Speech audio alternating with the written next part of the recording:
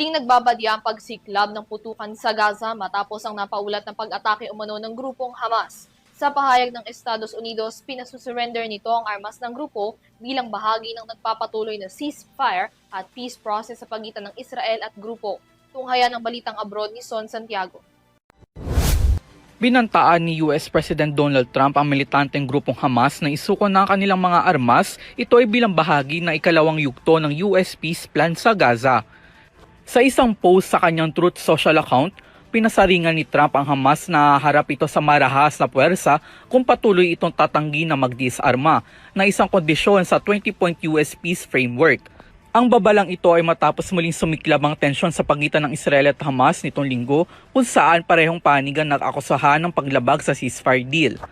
Ayon sa Israel, pinaputukan umano ng mga Hamas fighters ang kanilang troops kaya sila ay gumanti na nagresulta sa pagkasawi ng ilang sibilyan sa Gaza. Bagamat nilinaw naman nila na ang target nila ay mga Hamas at ang kanilang mga kagamitan. Samantala, ang dalawang panig din ay pinipilit na sinusunod naman nila ang napagkasunduan. Samantala, dumating sa Israel nitong Martes si US Vice President J.D. Vance upang bisitahin ang Civil Military Cooperation Center, isang proyekto ng US at Israel para sa muling pagbangon ng Gaza. Sa kanyang talumpati, sinabi ni Vance na sa kabila ng tensyon, mas maayos kaysa sa inaasahan ang takbo ng ceasefire.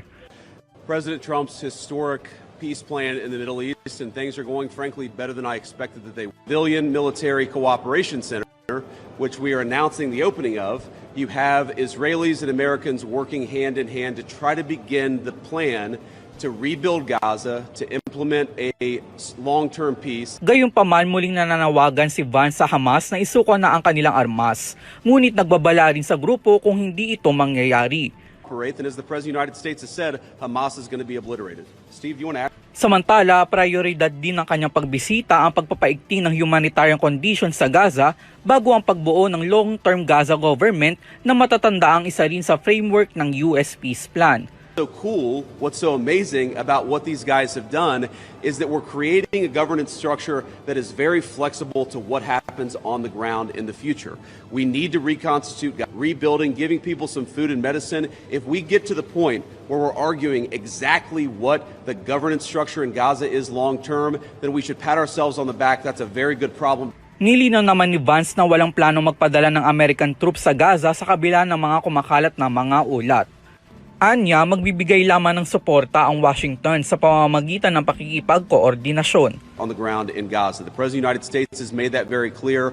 All of our military leadership has made that very clear. What we can do is provide some useful coordination. How do you take... Nakatakda rin makipagpulong si Vance kay Israeli Prime Minister Benjamin Netanyahu upang itulak ang pagpapatuloy na yugto ng ceasefire deal. Para sa EuroTV News, ako si Son Santiago, sumasaludo sa bawat Pilipino.